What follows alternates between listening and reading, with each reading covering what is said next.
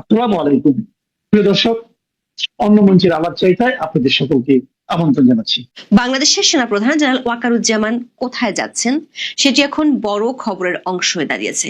Indo Pacific army chiefs conference বা IPSCC তে অংশগ্রহণ শেষে 26শে সেপ্টেম্বর মালয়েশিয়া থেকে দেশে ফিরেছেন জেনারেল ওয়াকার। সামাজিক মাধ্যমে রটিয়ে পড়ে মালয়েশিয়াতে ভারতীয় সেনাপ্রধান জেনারেল উপেন্দ্র দ্বিবেদীর সঙ্গে জেনারেল ওয়াকারের বৈঠক হয়েছে, অথচ ভারতীয় সেনাপ্রধান আইপিএসসিসি এর বৈঠকে অংশ নিতে মালয়েশিয়ায় যাননি। তিনি আইপিএসসিসি এর সম্মেলনের সময় ভারত দিয়েছিলেন।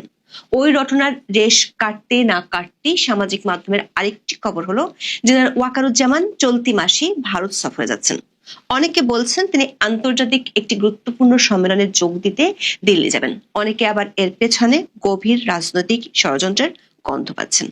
বিশেষ করে দিল্লিতে যেহেতু সাবেক প্রধানমন্ত্রী শেখ হাসিনা অবস্থান করছেন, তাই অনেকে দুয়ে দুয়ে চার মেলাচ্ছেন। তবে সেনাবাহিনীর একাধিক সূত্র নিশ্চিত করেছে একটি নয়, মধ্য অক্টোবরে ভারতে দুটি অত্যন্ত গুরুত্বপূর্ণ সম্মেলন অনুষ্ঠিত হবে, আর দুটি সম্মেলনে যোগ দেওয়ার জন্য আমন্ত্রণও পেয়েছেন জেনারেল ওয়াকার।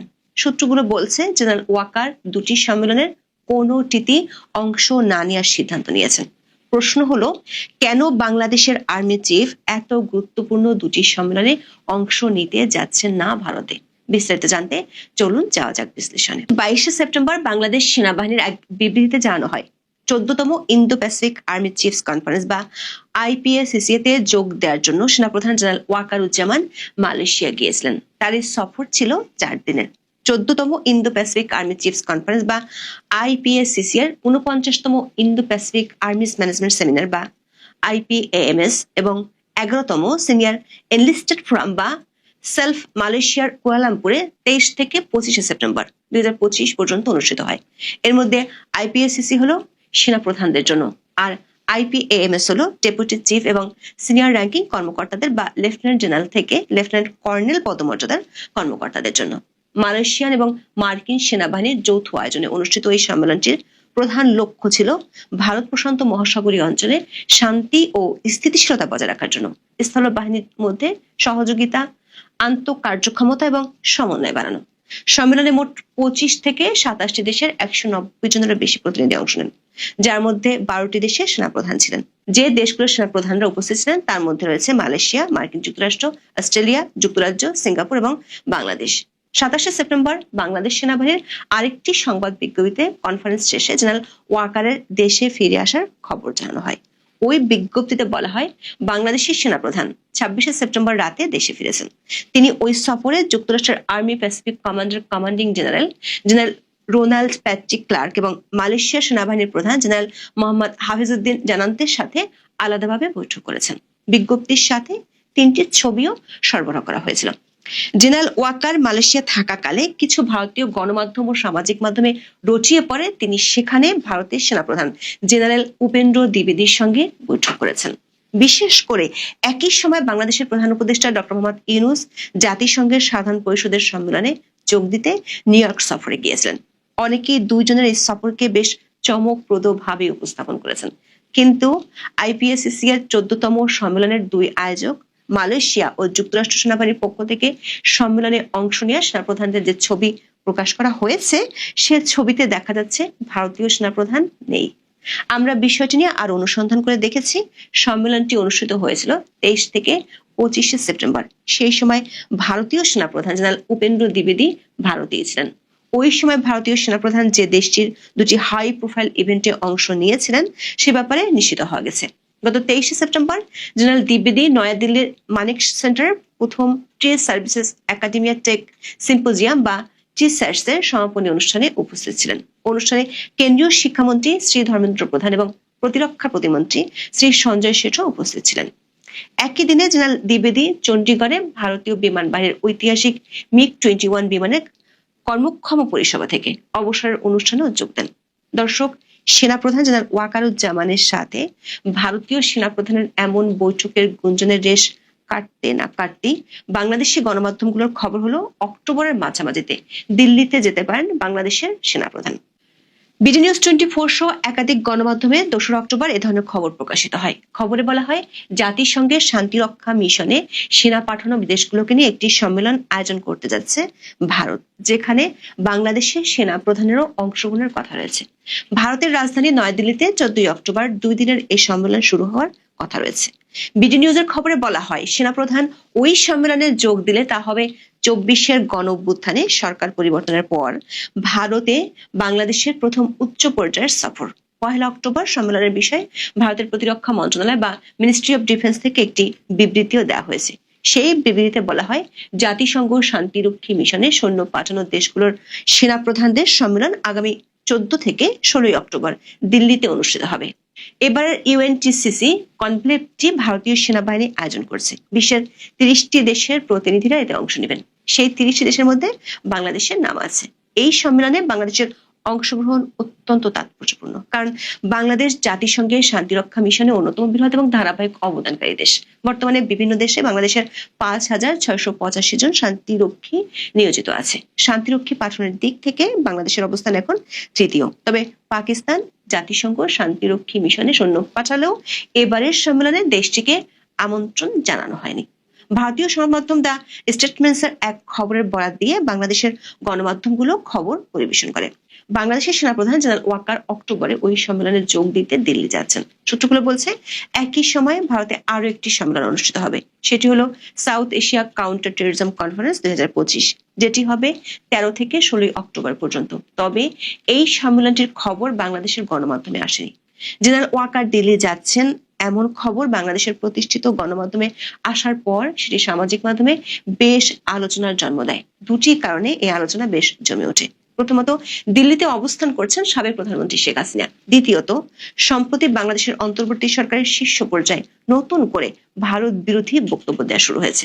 গত বছরের 8 আগস্ট দায়িত্ব নেওয়ার পর শুরুর দিকে প্রথম কয়েক মাস সরকারের কয়েকজন উপদেষ্টা ও তাদের মিত্ররা ভারত বিরোধী বক্তব্য দিতেন। তবে 2 দফা পররাষ্ট্র মন্ত্রণালয় এবং নরেন্দ্র মোদী অধ্যাপক ইউনূসের মধ্যকার বৈঠকের পর সেটি কমে গিয়েছিল। এমনকি সরকারের মিত্ররাও ভারত বিরোধী বক্তব্য কমিয়ে দিয়েছিল। এর মধ্যে অধ্যাপক ইউনূস নিউ ইয়র্কে গিয়ে 2 দফা ভারত সম্পর্কে বিরূপ মন্তব্য করেন। সবশেষ সাক্ষাৎকারে তিনি বলেছেন, শেখ হাসিনা বিজয়ের বেশে দেশে ফিরে আসবে, এমনটাই আশা করে ভারত। আবার দেশের মধ্যে স্বরাষ্ট্র উপদেষ্টা জাহাঙ্গীর আলম চৌধুরী পার্বত্য চট্টগ্রামের অস্থিরতার জন্য ভারতকে দায়ী করে প্রকাশ্যে বক্তব্য দেন। যদিও ভারত এবং বাংলাদেশের পররাষ্ট্র মন্ত্রণালয় থেকে এখন এ ব্যাপারে কিছু বলা হয়নি। এমন পরিস্থিতিতে জেনারেল ওয়াকারের দিল্লি সফরের ইঙ্গিত সামাজিক মাধ্যমে বেশ আলোচনার জন্ম দেয়। সূত্রগুলো বলছে, সেই আলোচনায় জল ঢেলে দিয়েছেন সেনাপ্রধান নিজেই। তিনি নিজে দুটি সম্মেলনে যোগ দিতে যাচ্ছেন না, বরং প্রতিনিধি পাঠাবেন। সূত্রমতে, জেনারেল ওয়াকারুজ্জামানের পরিবর্তে army training and doctrine command বা আরট্রকের general officer commanding lieutenant general Moinur Rahman এই দুটি সম্মেলনে বাংলাদেশের প্রতিনিধিত্ব করবেন। প্রশ্ন হলো, যেখানে বাংলাদেশ জাতিসংঘের মিশনে অন্যতম প্রধান অবদানকারী, সেখানে সেনাপ্রধান নিজে কেন এত গুরুত্বপূর্ণ একটি সম্মেলন এড়িয়ে যাচ্ছেন? এর পেছনে কৌশলগত কারণ অবশ্যই রয়েছে। সূত্রগুলো জানাচ্ছে, সেনাপ্রধানের এই সফর বাতিল করা হয়েছে অবাঞ্ছিত সমালোচনা বন্ধ করার জন্য একটি সচেতন কৌশল হিসেবে। এই মুহূর্তে ঢাকা এবং নয়াদিল্লির মধ্যে দ্বিপাক্ষিক সম্পর্ক সর্বনিম্ন পর্যায়ে রয়েছে। এই পরিস্থিতিতে সেনাপ্রধানের দিল্লি সফর বাংলাদেশের সেনাবাহিনী এবং ভারতীয় সেনাবাহিনীর মধ্যে চলমান সম্পর্ককে ঘিরে অতিরিক্ত মনোযোগ আকর্ষণ না করার জন্য একটি পদক্ষেপ। অর্থাৎ দেশের অভ্যন্তরে যেন কোনো রকম অপ্রয়োজনীয় রাজনৈতিক বিতর্ক বা সমালোচনার সৃষ্টি না হয়, সে কারণেই এই কৌশলগত সিদ্ধান্ত নেওয়া হয়েছে বলে একাধিক সেনা সূত্র নিশ্চিত করেছে। সেনাবাহিনী সূত্রে জানা গেছে, শান্তিরক্ষা মিশনের কনক্লেভে সাধারণত সেনাপ্রধানরা স্ত্রী গিয়ে থাকেন। জেনারেল ওয়াকার স্ত্রী সাবেক প্রধানমন্ত্রী শেখ হাসিনার আত্মীয়, আর শেখ হাসিনা দিল্লিতেই অবস্থান করছেন। এরই মধ্যে অনেক সাবেক সেনা কর্মকর্তারাও সামাজিক মাধ্যমে তার দিল্লি যাওয়ার খবরে ঝড় তুলেছেন। তাদের দাবি, সাবেক প্রধানমন্ত্রী শেখ হাসিনা জেনারেল ওয়াকারের আত্মীয় হওয়ায় এই সফরে তার সাথে কোনো গোপন সাক্ষাৎ বা আলোচনা হতে পারে, যা দেশের জন্য ভয়াবহ পরিস্থিতি ডেকে আনবে। আরেক পক্ষের দাবি, সেনাপ্রধানের এই ধরনের সফর রাজনৈতিকভাবে কম্প্রোমাইজড হতে পারে। তবে সেনাবাহিনীর একটি সূত্র বলছে, বাংলাদেশ সেনাবাহিনীর সাথে ভারতীয় সেনাবাহিনীর বেশ ভালো সম্পর্ক রয়েছে। কয়েক মাস আগে ভারতের সেনাপ্রধান বিষয়টি নিয়ে কথা বলেছেন। ওই সূত্রটি বলছে, তথ্য প্রযুক্তির এই যুগে কারোর সাথে বৈঠক করতে হলে সশরীরে গিয়ে বৈঠক করতে হবে এমন ধারণা অবান্তর। ফলে তেমন কিছুর আশঙ্কা থাকলে সেটি দিল্লি না গেলেও ঘটা সম্ভব। এখন এ আমাদের পর্যন্ত এখানে শোলে বলে একটা ছবি বেরিয়েছিল 1970 সালের আশেপাশে, 72, 74 এরকম সময়, একটা ল্যান্ডমার্কিং ছবি। সেই ছবিটা সমস্ত সিনেমা যে ধ্যান ধারণা আছে না, বা হিন্দি সিনেমার, যে আগে গাছের ডাল ধরে নায়িকা দাঁড়িয়ে থাকতো আর খোপায় ফুল গুঁজতো, আর নায়করা পাশে পাশে ঘুরে ঘুরে তুম সরোশন চেহারা এইসব গান টান হতো। সেই সমস্ত ফিল্মকে একেবারে পাল্টে দিয়েছিল শোলে। শোলের যে গল্প সেটা আপনারা সকলেই জানেন। গব্বর সিং একটা ছিল, ডাকাত ছিল, ডাকাত সর্দার। সে গব্বর সিং সবাইকে একেবারে একটা গ্রাম দখল করে রেখে দিয়েছিল। সে গব্বর সিং এর শেষ অবস্থা কি হলো? তা গব্বর সিং এর ওই শোলের একটা সিন আছে যেখানে এক মৌলানা তার ছেলেকে মেরে ফেলেছে। গব্বর সিং, তার ছেলের দেহ এসছে গ্রামে। মৌলানা এখন বেরিয়েছে, বেরিয়ে অন্ধ, চোখে দেখতে পেত না। মৌলানা বলছে যে ইতনা সন্নাটা কিউ হ্যায় ভাই, সারে গাঁও মে ইতনা সন্নাটা কিউ হ্যায়। বাংলাদেশে এখন সান্নাটা চলছে, মানে নিস্তব্ধতা, ঝড়ের পূর্বাভাস। সবাই এখন ভাবছে কবে কি হয়, কবে কি হয়। তুফান, আঁধি, ঝড়, ঝঞ্ঝা, যেভাবেই আপনি ব্যাখ্যা করুন, একেবারে তাকে টর্নেডোর সঙ্গেও তুলনা করতে পারেন। কিন্তু এটা হতে যাচ্ছে। দলে দলে সব পাল্টি খেতে শুরু করেছে। এখন তারা ভাবছে এই যে এত যে 14 মাস 15 মাস ধরে আমরা আওয়ামী লীগকে পিটালাম, আমরা জেলে পড়লাম, এইবার আওয়ামী লীগ তো ধীরে ধীরে ক্ষমতায় তো ফিরছে, ফেরার মতো অবস্থা তৈরি হয়ে যাচ্ছে। চারদিকের আবহাওয়া কিন্তু তাই বলছে। এখন এরা যদি ফিরে আসে তাহলে আমাদের কি হাল হবে? এই যে ছাত্রলীগ, যুবলীগ, যারা ঝোপে ঝাড়ে বড়ে জঙ্গলে লুকিয়ে রয়েছে, কোন রকমের পুকুরের মধ্যে ডুবে একেবারে নাকটা তুলে নিঃশ্বাস নিচ্ছে, তারা কি হবে? তারা কি করবে? তারা তো এর বদলা নেবে। তখন আমরা কোথায় যাব? ইউনূসকে সেফ প্যাসেজ দিল। এখন আপনারা অনেকেই প্রশ্ন করেছেন যে ইউনূসকে কেন সেফ প্যাসেজ দেওয়া হচ্ছে। ইউনূসকে সেফ প্যাসেজ দেওয়া হচ্ছে এই কারণে, কোনো কিছু আপনি যখন কিনবেন না, তার একটা মূল্য আপনাকে চুকাতে হবে। যদি শান্তিপূর্ণভাবে আপনি ঝগড়া করে বাজারে আলু মূল্য নেন, সেটা আলাদা কথা, আমি সেই কথা বলছি না, মানে যুদ্ধ না করে। আপনি যদি কিছু মূল্য না দেন, তাহলে পরে আপনি 1 কেজি চালের দাম আপনি দেবেন, তবে দোকানদার আপনাকে 1 কেজি চাল দেবে। ইউনূস এখন বাঁচার চেষ্টা করছে। পড়ে রইল দেশ, পড়ে রইল জনতা, পড়ে রইল পার্টি। আমার যথেষ্ট হয়েছে, মান সম্মান যথেষ্ট হয়েছে, এবারে প্রাণটা যাবে। সুতরাং প্রাণটা নিয়ে যা পারো এরা পড়ে থাকুক, আমি পালাই। সেই সুযোগটা ভারত দিচ্ছে। ফলে কিছু পেতে গেলে কিছু দিতে হবে।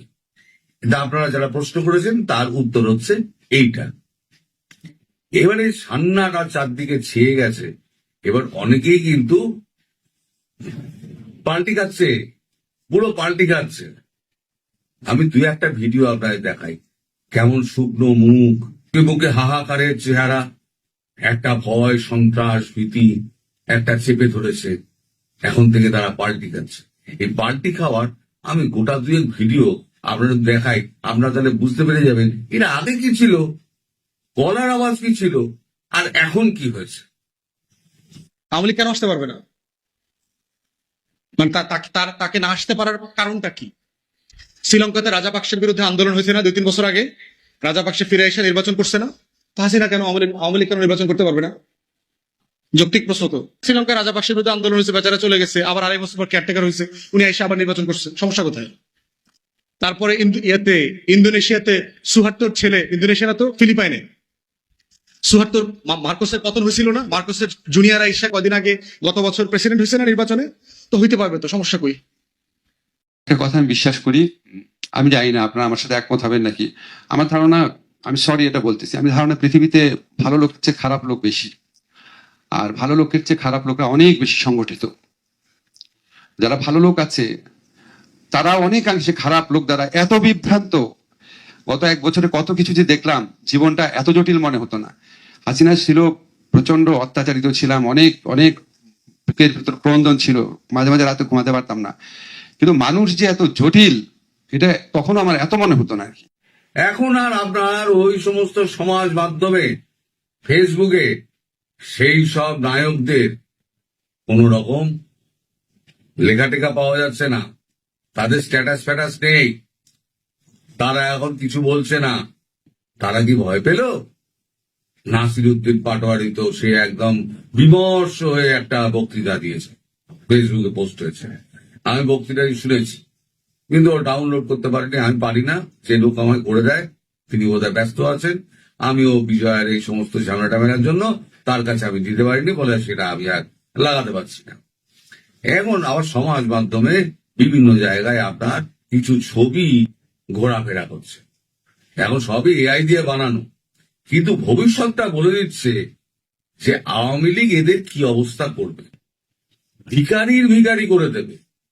যাদেরকে তোমরা এই বনের জঙ্গলে পাঠিয়েছিলে হাত পেটা খেয়ে না খেয়ে, যাদের বাড়ি ঘর দখল করেছিলে, যাদের ঘর বাড়ি জ্বালিয়ে দিয়েছিলে, যাদেরকে তোমরা জেল খাটিয়েছিলে, অত্যাচার করেছো, খুন করেছো, পুলিশ বেড়েছো, তোমরা কি বাদ রেখেছো? তোমরা গোপালগঞ্জে সেনাকে দিয়ে গুলি চালিয়েছো, আর কিছু বাদ রেখেছো? যে তোমরা সেফ থাকবে? তোমরা সেফ থাকবে কিনা সেটা তো ভবিষ্যৎ বলবে, কিন্তু আমার মনে হয় তোমাদের কপালে কিন্তু অশেষ দুর্গতি অপেক্ষা করছে। আর একটা কথা বলি আপনাদের, শেখ হাসিনা হয়তো খুব শিগগিরই বিবৃতি দেবেন, আমি অমুক দিন দেশে ফিরছি। খুব শিগগিরই তিনি বিবৃতি দেবেন, আমি অমুক দিনকে দেশে ফিরছি। সেদিনকে এই যে যাদের দেখলে এরা কি আপনার এই পুলিশ, সেনা বাহিনী, কিছু যারা আছে আনসার ফানসার, এরা কি এই 20-25 লক্ষ, 30 লক্ষ, 50 লক্ষ লোক যদি শাহজালাল বিমানবন্দরের দিকে দৌড়ায়, তাহলে কোথা দিয়ে কে আটকাবে? মানে পানের জলে সব ভেসে যাবে। কত পুলিশ আছে, কত সেনাবাহিনী মাঠে আছে, কত গুলি চালাবে? পারবে না, সেদিন পারবে না। তবে সেদিন কিন্তু সমাগত। আর তাই এই সমস্ত ছবিগুলো সমাজ মাধ্যমে এআই মারফত এইগুলো ছড়িয়ে আছে। কেউ বাটি ধরে বসে আছে, কেউ একেবারে শুকনো মুখে এরা উড়েছে এড়েছে। সার্জিসের ছবিটা তো আমার খুব ভালো লেগেছে। সার্জিস আলম, যাকে আপনার সার্ভিস আলম বলেন, তার ছবিটা আমার খুব ভালো লেগেছে। তো যাই হোক, এখন এই কারণেই আমি বললাম ইতনা সন্নাটা কিউ হ্যায় ভাই, চারদিকে যা অবস্থা দেখছি। এবার যাদেরকে আপনারা জেলে পুড়েছেন, যে সমস্ত সাংবাদিকরা, তারা ফিরে এসে আওয়ামী লীগের জামানায় তো সবাই ফিরে আসবে। মানে যে অবস্থা এখন তৈরি হয়েছে, তাতে ক্ষমতা হস্তান্তর না করলে ওই আপনার নির্বাচন সব ভুলে যান। এখন ভাবুন যে আপনারা কি করে বাঁচবেন এই শুকনো মুখে, আর দারিদ্র একেবারে আপনাদের চেপে যখন ধরবে, তখন আপনারা প্রাণ ভয়ে এই আওয়ামী লীগকে আজকে যেখানে পাঠিয়েছেন সেইখানে আপনাদের পৌঁছাতে হবে। আওয়ামী লীগ তো তবু ভারতবর্ষের জায়গা পেয়েছিল, এসে থেকেছিল। আপনারা কিন্তু জায়গাও পাবেন না, এবং এলে পরে আপনাদের কপালে অশেষ দুর্গতি। আপনাদের সব কটা চেয়ারে কিন্তু বাংলার মানুষ চেনে, সব কটা, বাংলা, বিহার, উড়িষ্যা, মণিপুর থেকে, আসাম থেকে সব আপনাদের চেহারা চেনে। সুতরাং আপনারা দেশে হোক দেশের বাইরে হোক, লুকিয়ে আপনারা পার পাবেন না। তাই এত সান্নাটা, এত নিস্তব্ধতা। ওই জন্য আমি শোলের ডায়লগটা দিয়ে শুরু করলাম, ইতনা সান্নাটা কিউ হ্যায় ভাই। আপনারা সবাই, সিনেমা আরো বাকি আছে, দেখতে থাকুন। শুধু শেখ হাসিনার ডাকটার জন্য অপেক্ষা করুন, আর দিন গুনুন। ওই বলেছি না, সূর্যোদয়ের দিন গুনুন, দিন গুনুন। সবাই ভালো থাকবেন,